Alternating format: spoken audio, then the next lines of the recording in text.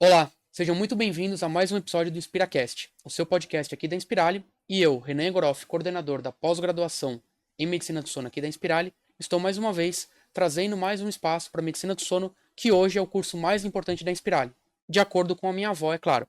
Mas como vocês têm visto, a gente tem falado cada vez mais de sono, e hoje eu tenho o prazer de receber aqui nossos dois professoras aqui da nossa pós-graduação em Medicina do Sono, professora Milena e professora Beatriz, que eu vou deixar para elas se apresentarem e contarem um pouco mais a respeito da gente. Olá, sou Milena Torres Campagnolo, eu sou otorrino e atuo na área de medicina do sono. Boa. Olá, meu nome é Beatriz Sardano, eu sou pediatra e médica do sono e atuo em várias frentes de sono, tanto na parte adulta quanto na parte infantil. Eu já vou pedir desculpa se eu só chamar de doutora Bia, porque. E é Bia de Beatriz, não é Bia de Bianca, que fique bem Por claro. favor. Já temos essa história, mas porque conheço elas há algum tempo, e aí às vezes eu acabo chamando de Bia Fica à nesse inteirinho. vontade. E queria começar perguntando pra vocês como que vocês chegaram dentro da medicina do sono. E aí, como é que foi essa trajetória? Então, eu acho que tudo começa com o contato, né? A gente precisa ter esse primeiro contato para você saber e que é aquilo que você gosta, e o nosso contato vem de fato durante a nossa formação da otorrino, que dentro da minha faculdade, da minha residência, a gente tinha a área de medicina do sono, e eu acho que a questão desse contato com uma pessoa de grande admiração da minha parte, acho que foi o primeiro lampejo para eu pensar nessa área, né? E eu acho que o fato da gente, no tratamento do distúrbio do sono, você perceber a melhora que esse paciente tem depois do tratamento, melhorando a qualidade de vida daquele paciente, eu acho que trouxe a vontade de fazer a diferença de fato na vida das pessoas e ver que a medicina do sono seria essa forma. Bacana. E você, Bia, como é que você chegou dentro da medicina do sono?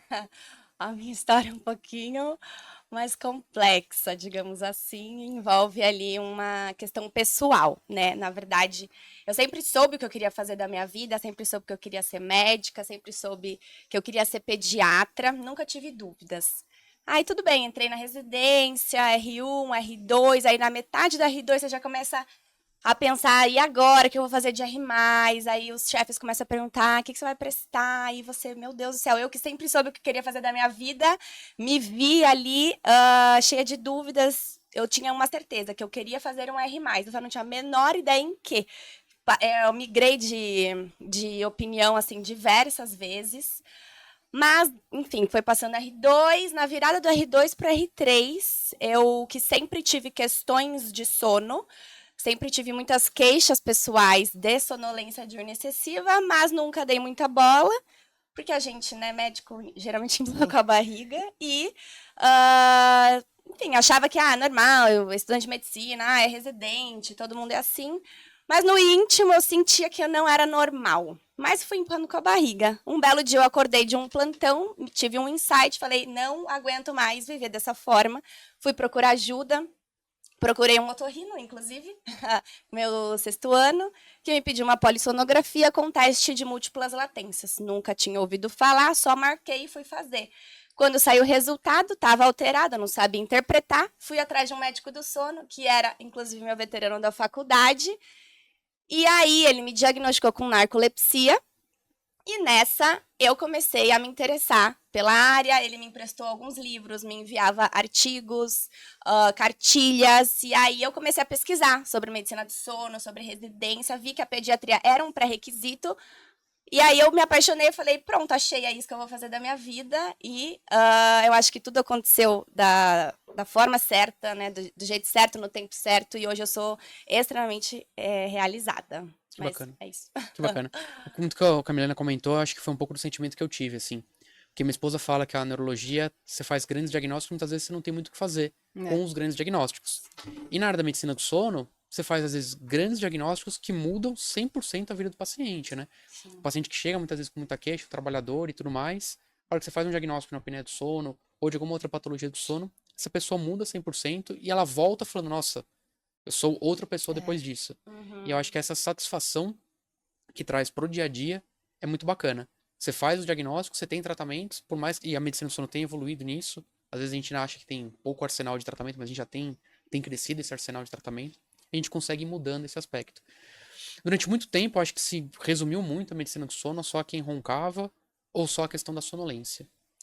E acho que esse cenário tem mudado. Dentro dessa atuação de vocês, essa percepção dos outros colegas começarem a cuidar mais do sono dos seus pacientes e olharem mais para o sono do paciente. Qual que seria esse ponto-chave para os colegas que estão assistindo, para os nossos alunos que estão assistindo, perceberem que é importante começar a cuidar do sono dos seus pacientes, assim? Então, é curioso isso, porque no começo, quando eu comecei a atuar na parte de medicina do sono, eu ficava bastante incomodada como era uma área negligenciada. Então, assim, a gente não recebia tanto paciente encaminhado, por exemplo, de uma área que eu acho que é fundamental, que é a cardiologia. E a hora que o paciente chegava, a gente, como que o cardiologista não pensou que poderia ser apneia do sono, né? Então, era uma coisa que me assustava até, né? Mas eu percebi que ao longo dos anos isso mudou. Então, assim, agora já vem muito paciente encaminhado de um cardiologista que fez uma APA e viu que, enfim, não tinha descenso noturno, encaminha para a gente, porque ele já pediu uma polissonografia e já fez esse diagnóstico, né? Então, quando eu dou aula para os alunos da graduação, durante a faculdade, eu falo, olha, independente do que você vai fazer de formação, a medicina do sono, ela vai chegar até você e você precisa, porque você vai pegar o final da história, né? Aí você vai ter que fazer o caminho contrário e pensar que aquele distúrbio pode estar acontecendo. Então, eu acho que é um trabalho de formiguinha, que antes isso era mais formiga ainda, porque a gente estava dentro da graduação, então eu tinha que. As graduações em si, cada faculdade, mas de você ter alguém que atua na área de medicina do sono para você chegar a esse tipo de informação. Então, o porquê que eu fui querer fazer medicina, eu tive contato, e o quanto que durante a graduação a gente não vai ter o contato, então você não vai saber que aquilo é importante.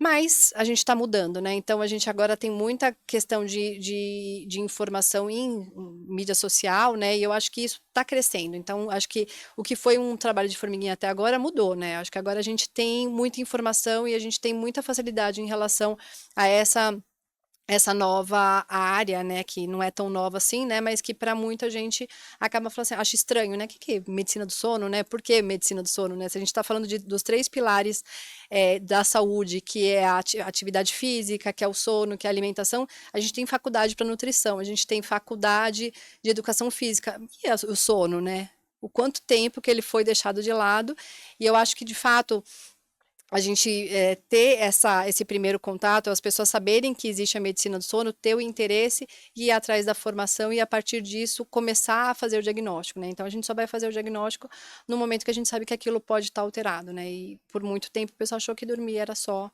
é, não fazer nada, né? Então, acho que isso está mudando. Eu acho que bom que a gente tem curso, que a gente tem cada vez mais formação para a gente conseguir ir se atualizando e conhecer a medicina do sono.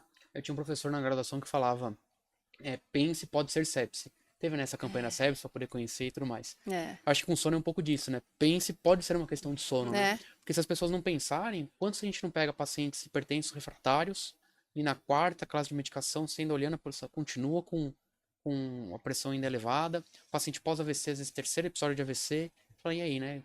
E essa mudança disso nunca foi investigado, nunca foi olhado, um controle metabólico ruim, e o sono acaba não sendo olhado nesse primeiro momento. Acho que isso é importante, né? E muitas vezes as pessoas acham que, então, esse olhar do sono vai ficar só para o adulto mais velho e pro idoso. Mas na pediatria também já não é mais essa visão. Graças a Deus já tem mudado um pouco disso. Porque eu acho que essa visão de que, os pais vão ter que dormir mal durante a trajetória do desenvolvimento da criança já não é mais tão verdade. E essa mudança do cenário para as crianças, aí eu já pergunto até por interesse próprio, né? Depois de 1 ano e meio, vamos lá, né? Vamos ver se estamos fazendo tudo certo. Dentro da pediatria, esse olhar para as mães, principalmente, e para a criança com relação ao sono. Essa oportunidade de se olhar cada vez mais precoce o quanto esse sono é importante para a criança.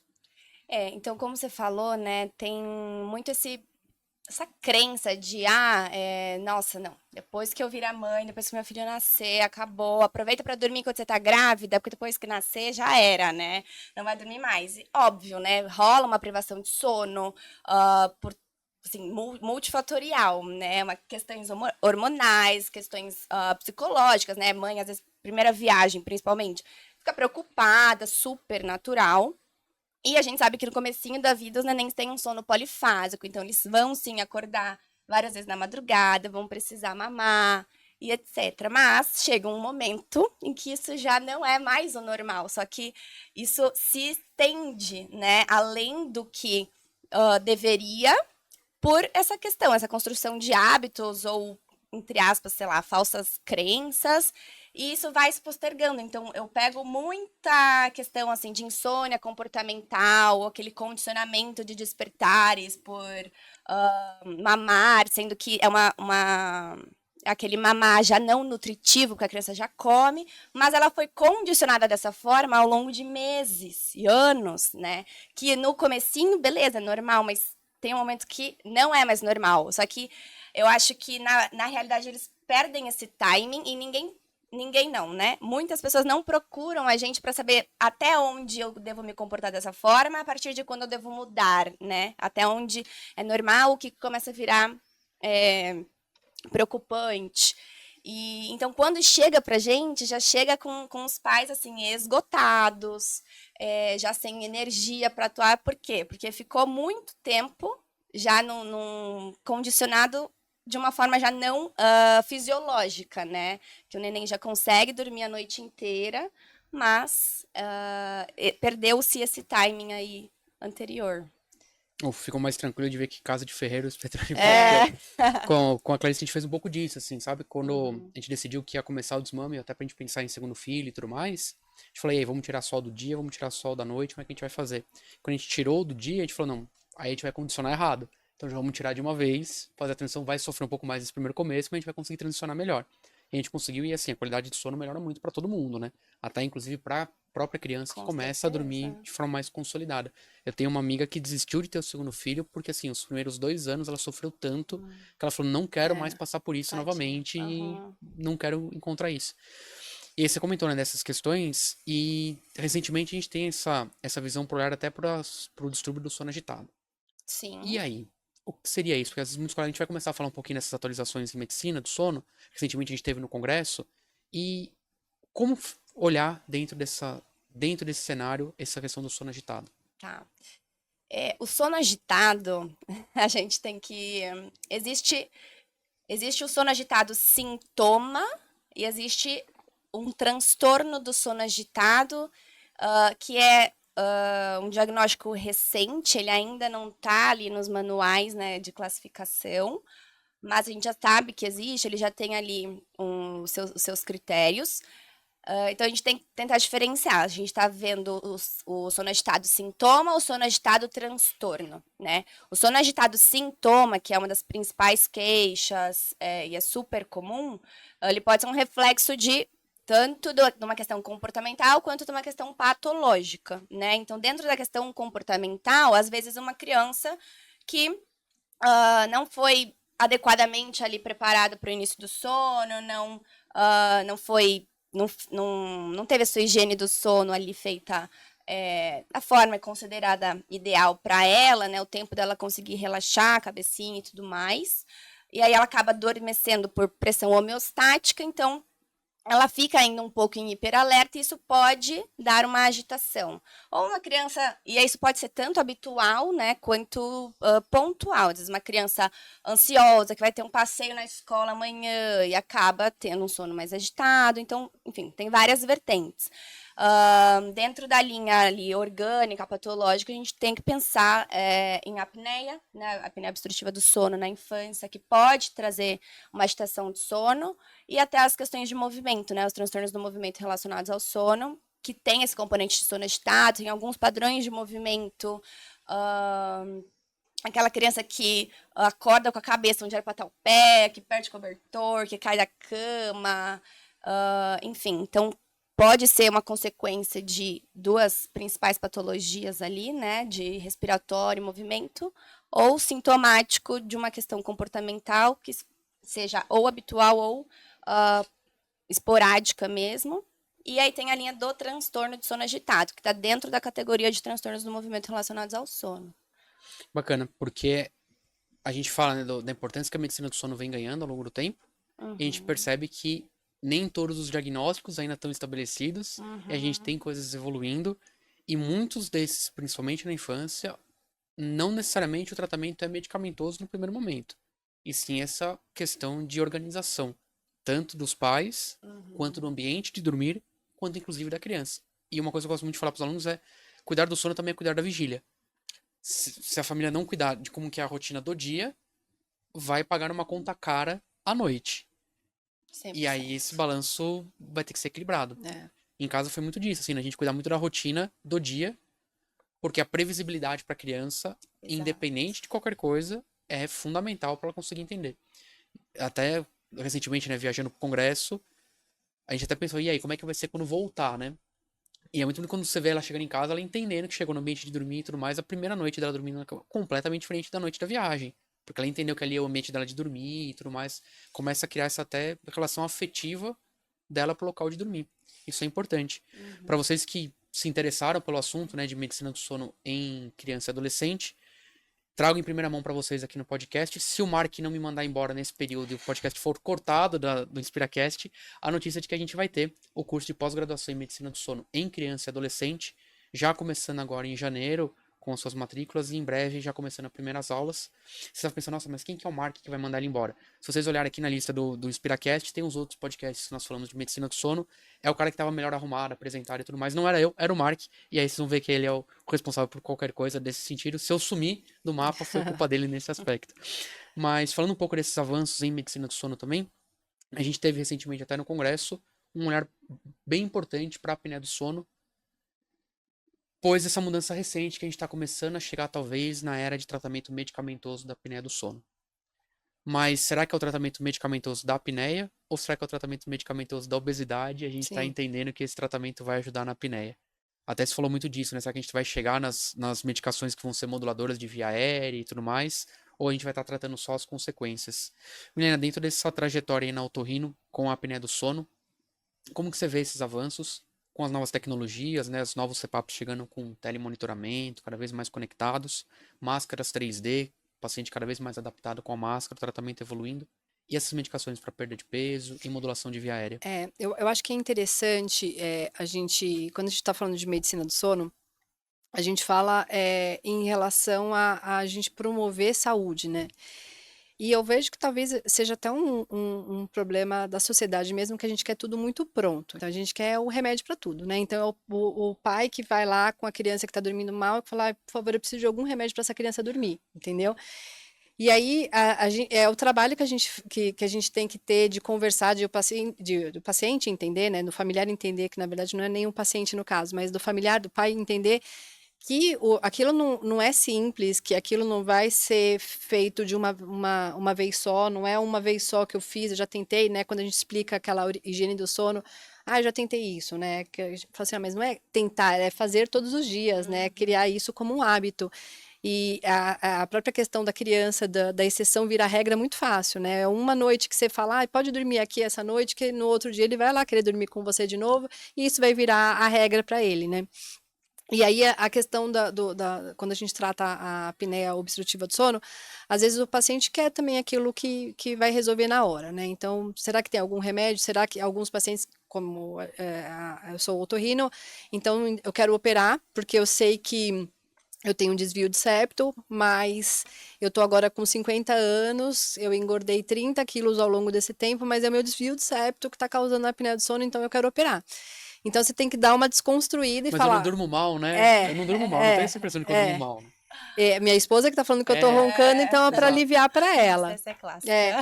E aí você tem que desconstruir para o paciente entender que aquilo não é um ponto isolado que você vai tratar, né? E eu vejo isso, às vezes, a questão de surgir um tratamento novo e ficar todo mundo muito eufórico em relação àquele tratamento, como se aquilo fosse resolver tudo, entendeu? Então, agora existe medicação para o tratamento da apneia obstrutiva do sono. Aí você tem que falar, pera lá. Não é para tratamento para apneia do sono, é para perda de peso. E é uma coisa que a gente já sabia, que a perda de peso vai ter uma influência muito importante na melhora da apneia do Quantos sono, né? pacientes a gente não indicou cirurgia bariátrica, por É. exemplo?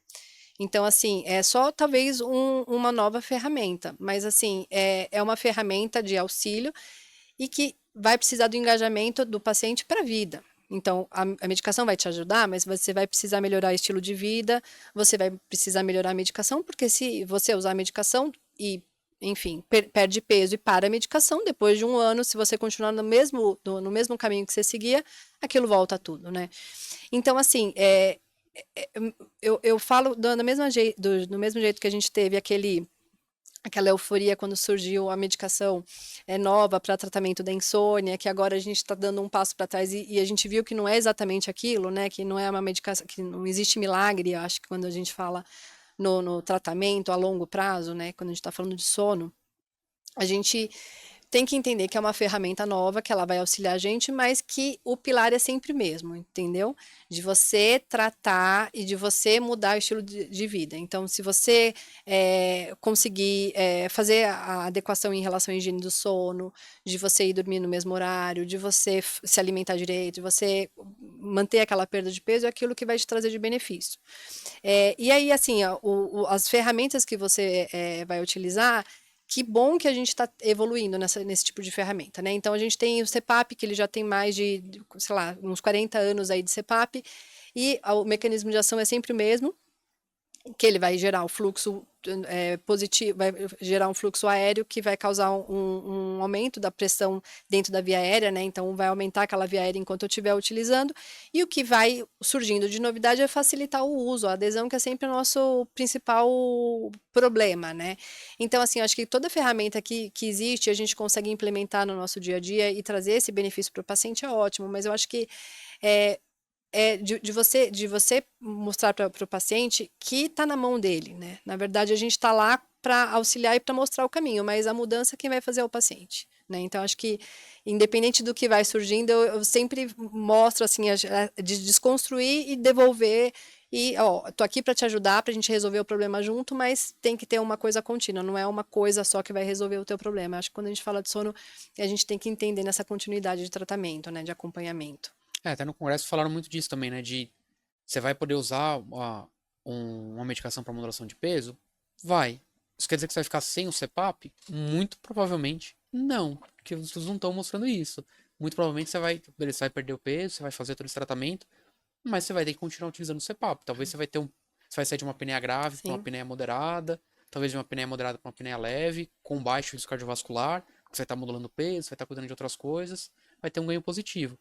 Mas se vai tratar a apneia hoje com medicação de perda de peso acho que vai ser uma grande falácia. A gente vai chegar no momento em que a gente vai começar a ver os pacientes usando a medicação, repetindo polissonografia, mantendo o índice, e o colega virando e falando, e agora?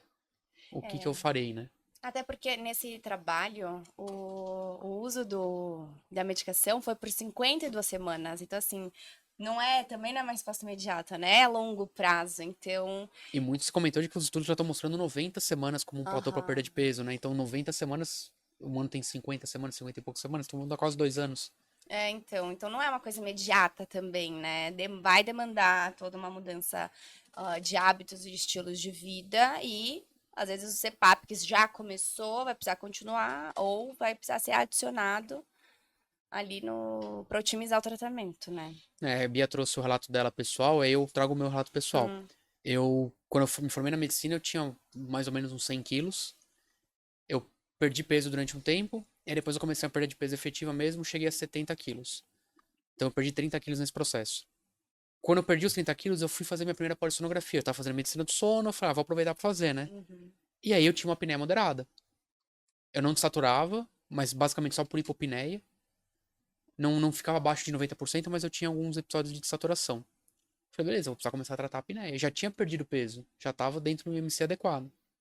Falei, vou ter que tratar a minha apneia do sono agora, não tem jeito. E eu tinha muito sintoma de sonolência. E aí, eu falei, e agora? Começa o CPAP, eu vou procurar um outro tratamento. Até mandei mensagem pra Helena na época. Eu falei, e aí, Dá agora? para operar? Pois é, vamos Tem operar ou algo não? viável? E aí eu passei com a Isabela, vocês conhecem, que é dentista do sono. E aí ela falou, operar você até pode, mas assim, não sei o quanto que isso vai, porque assim, já anatomia não tem muito pra onde correr, não. Não adianta, você nasceu feio, não tem muito o que resolver, não. Aí não vai ter plástica que vai resolver, não. E aí, falei, então eu vou começar o aparelho intraoral. E foi, assim, gritante. Eu começo o aparelho intraoral, acho que em 2 semanas eu começo a perceber total diferença. total diferença. A gente fez até uma poli tipo 4 depois pra poder ver como é que tava de saturação e tudo mais. E aí o ronco zerou, ela falou, não é possível, não captou o ronco. Vamos repetir. Repetiu o ronco, realmente tinha resolvido. Uau. Minha esposa falou, É, melhorou que é o primeiro, bastante, é o nosso exato. principal, Foi Graças a melhor do que o é. indicador da polissonografia foi a Ela esposa vai falar, falando. se a esposa fala, não, tá errada essa Mas sabe que eu polissonografia, decidi tá ir atrás de errada. fazer? Porque no dia que a Clarice nasceu, a gente tava na maternidade e tudo mais, né? Dia cansativo, passa por tudo, né? A bolsa estourou de madrugada, então assim, foi um dia longo, beleza. Tava dormindo, e aí passa a enfermeira pra fazer a rotina, né? Da madrugada, fazer tudo que precisa. Minha esposa me chama, eu não acordo. Ela teve que me ligar, ela tava deitada no leito, ela teve que me ligar, eu tava dormindo do lado porque eu não acordava. Meu E eu acordei totalmente Deus. desorientado. É, E aí, nos primeiros dias em casa, eu comecei a ter despertar confusional. Assim, você ficava tenso né, de ter que acordar pra beber e tudo sim. mais. Então, chegou a acontecer de ter dias ela falar, meu, você falou comigo e você não sabe o que você fez e tudo mais. Falei, então, vou ter que ir atrás de tratar. E aí, comecei a utilizar o aparelho intraoral. Melhorei bastante com o aparelho intraoral. Melhorei sim, sintoma e tudo mais. E aí, recentemente, eu decidi fazer o trabalho com ergonomia do sono. Conversei até com o Jefferson, que tá Sim, lá com sim. vocês. E aí ele fez adaptação de travesseiro e tudo mais, pra poder. Eu tava começando a ter mais dor cervical, mesmo com o uso do aparelho intraoral. Um marcador pra mim foi um pouco de cefaleia tensional no começo. E eu falei, não, preciso melhorar esse aspecto. Aí ele até comentou, né? Beleza, você tá usando aparelho intraoral, melhorou todos os aspectos, mas clinicamente, subjetivamente, você ainda tem potencial pra melhorar, né? E aí pegou o travesseiro e tudo mais, ele fez essa avaliação em domicílio, né? E aí a posição que eu ficava pra dormir, eu ficava com com o pescoço tão ruim que aí durante a noite relaxando, a boca abria e eu até tinha isso de, né, do aparelho intraoral não fazer o Aham. tratamento adequado. Então eu comecei a ajustar. Então você, fiz a perda de peso, comecei o tratamento objetivo para apneia Sim. e tive que adicionar mais um ponto. E aí minha esposa já tem cobrado de eu fazer fono, porque dando aula e tudo mais, É, gravando, o dia que eu dou aula eu chego em casa sem conseguir falar, quase. Você já vai ter que procurar pra fazer fono. Eu falei, é, agora mais uma coisa no é. fazer. É isso, né? O tratamento ele acaba sendo multifatorial no sono. Sim, Não tem jeito, a gente não na medicina do sono a gente não vai conseguir caminhar sozinho. A gente sempre vai ter que ter i- uma isso gente é do lado ótimo, ali. né? É Isso é Sim. muito muito legal. legal. E vocês dois falaram de relato pessoal, eu falei assim, gente, tô com medo agora. Eu tenho que fazer um relato pessoal, eu vou ter insônia, será essa noite? Tô com medo. Não, É. Vamos fazer a vai, não polissonografia da vai. Milena. Será que é isso que vai surgir um distúrbio do sono aí? Mas eu acho que essa questão de a gente trabalhar em conjunto é muito legal mesmo, porque voltando, né? Porque a história, a primeira pergunta, por que que a gente foi, por que que eu me encantei com a parte da medicina do sono? Mas a gente vai se fechando, né? A gente vai se especializando e daí você fica lá no mundinho da otorrino. E aí eu comecei a frequentar o ambulatório de sono lá na faculdade, tinha a neurologista, eu tinha um pneumologista, tinha a fisioterapeuta, tinha psicóloga na época. E aí você abre tua cabeça, né? Então, assim, eu tenho uma visão daquele paciente, mas daí tem a opinião daquele outro especialista, tem a outra opinião, e assim, tipo, só acrescenta, né? Você ganha muito, né? É muito legal, porque daí são várias opiniões de perspectivas mesmo que a gente tem diferente, né? E aí você consegue melhorar o paciente, né? Então é muito legal isso, né? De a gente entender que a nossa atuação, ela se complementa, né? Então não tem uma questão de certo e errado, porque talvez você vai ter uma visão do mesmo paciente, eu vou ter outra. E se a gente conseguir se complementar, vai ser ótimo para o paciente, né? Eu acho muito legal exatamente essa questão de cooperação que a gente tem na medicina do sono, é muito legal, né? Acho Eu que você que fica lá faço. no ambulatório Não, é também. extremamente É. essencial e necessário, porque a gente não sabe tudo de tudo, Sim. né?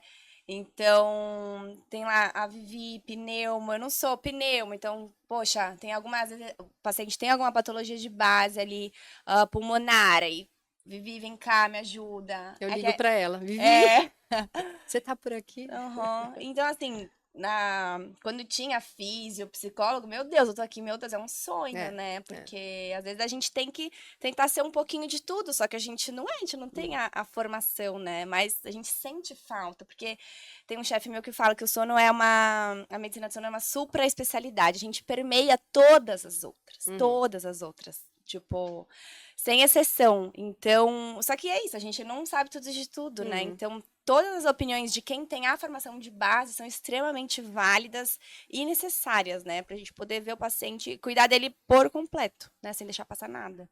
Um dos locais que eu faço ambulatório, eu faço neurogeral e faço medicina do sono, né? Então, às vezes o paciente chega por mim pela neurogeral, mas ele chega contra-referenciado pela medicina do sono. E aí eu fico porta a porta com um cardiologista, com um pneumo e com uma ritmologista. A gente faz Uau. no mesmo dia.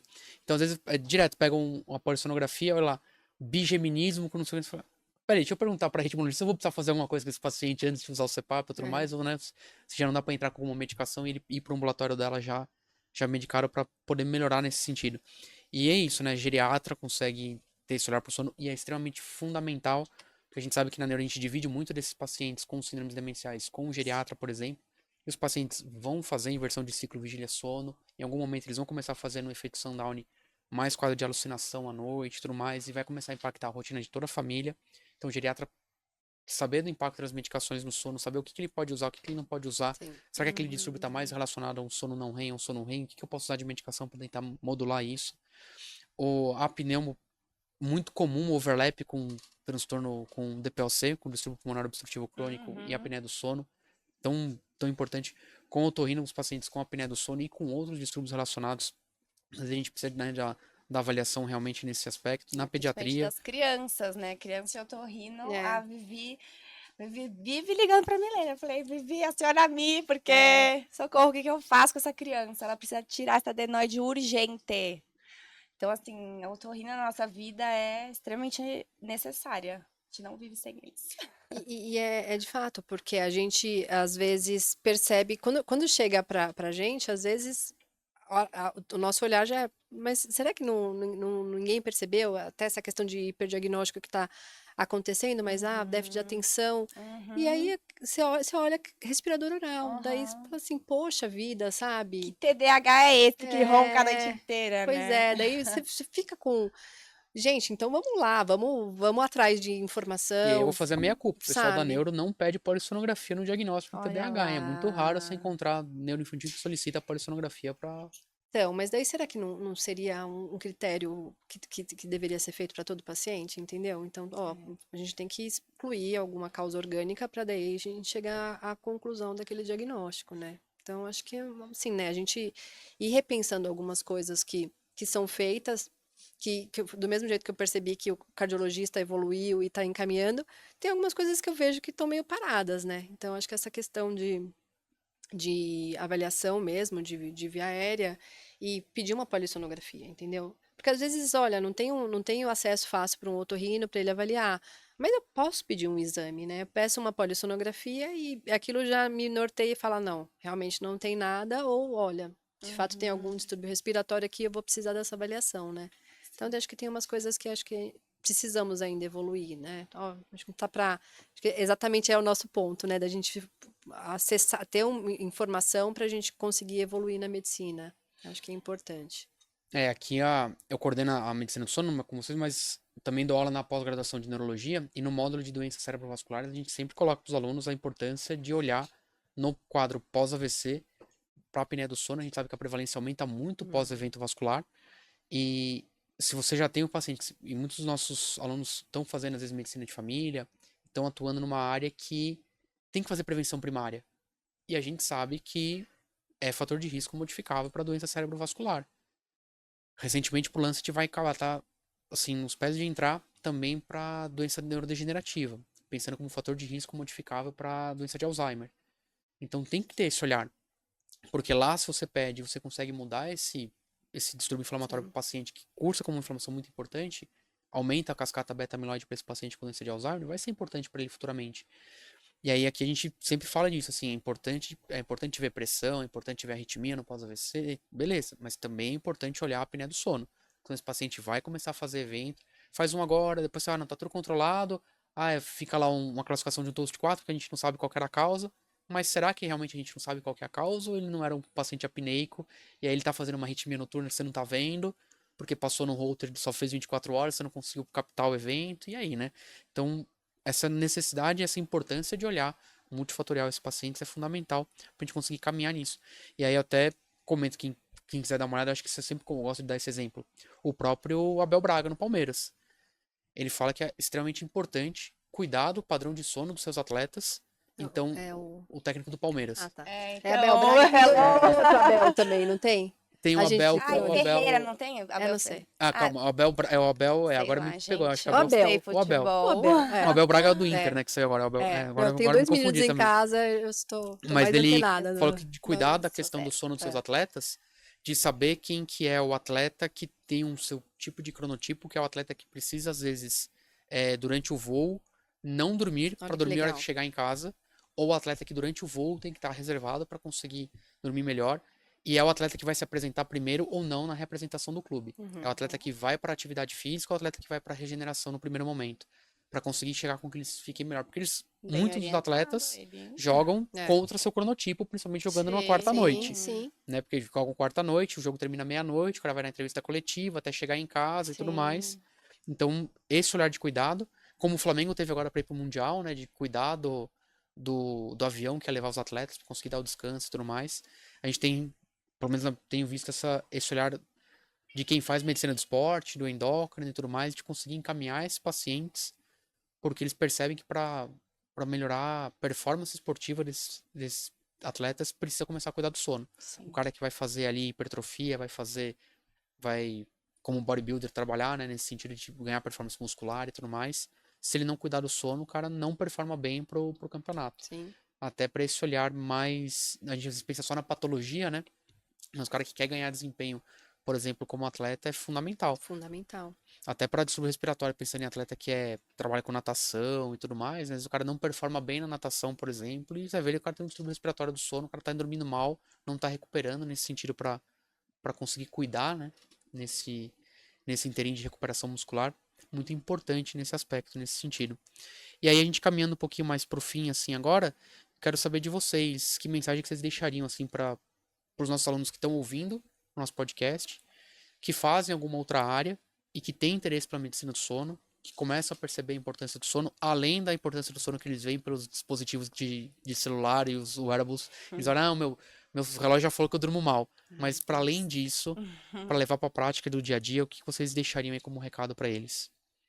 Eu acho que essa questão dos wearables é interessante porque, às vezes, a gente dá uma hipervalorização para aquilo que está informando, né, no relógio, né? Então, meu relógio está falando que eu estou fazendo pouco sono superficial e tudo mais. Daí você fala assim, quantas horas você está dormindo, né?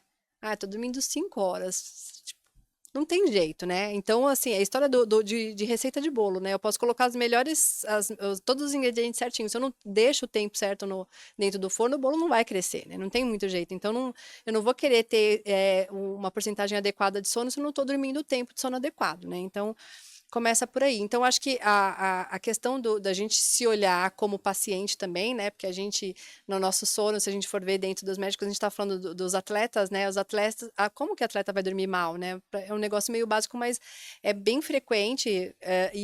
Quando a gente fala também nos médicos, a gente também sabe que a gente deixa um pouquinho de lado essa questão, né? Tem que estudar, tem que fazer isso, tem que dar plantão, e a gente acaba não repondo isso. Então, acho que a primeira coisa é a gente se olhar, né? A gente pensar de fato que a gente tem que melhorar o nosso sono para a gente também conseguir ajudar melhor nosso paciente. E eu acho que é questão de conhecimento, né? Então, se a gente está tendo essa facilidade de conhecimento que a gente tem aula online, a gente tem possibilidade de, poxa, antes eu não conseguia fazer tal coisa porque eu tenho que chegar até um local para fazer essa aula, eu perco 1 hora para ir, 1 hora para voltar. A gente tem muita facilidade de conseguir assistir a aula em qualquer momento e a gente conseguir crescer, né?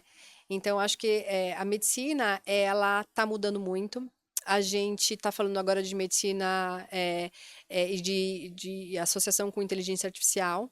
Então, acho que a gente tem que saber incorporar isso e evoluir, né? Então, acho que a possibilidade de a gente ter uma nova informação e saber como usar aquilo, acho que vai ser fundamental para a gente conseguir melhorar também a vida do nosso paciente, né? Eu falo, é uma era de inteligência artificial, a gente não pode fazer uma medicina artificial. Então, se a gente ficar só naquele beabá, a inteligência artificial vai colocar a gente no chinelo mesmo, né? Então a gente tem que saber incorporar isso. Eu acho que a medicina do sono, ela traz a possibilidade de a gente, de fato, fazer diagnóstico e a gente tratar a patologia, que é o que médico sabe fazer, mas a gente tem um outro ponto aqui de a gente promover saúde. Então, acho que a medicina do sono, ela consegue atuar de maneira mais abrangente e fazer o que eu falo que é fundamental quando a gente tá fazendo medicina do sono, que é um tratamento individualizado, né? Então, acho que ela traz todo o que está mudando na medicina. Eu acho que a medicina do sono ela traz isso, né? Então, acho que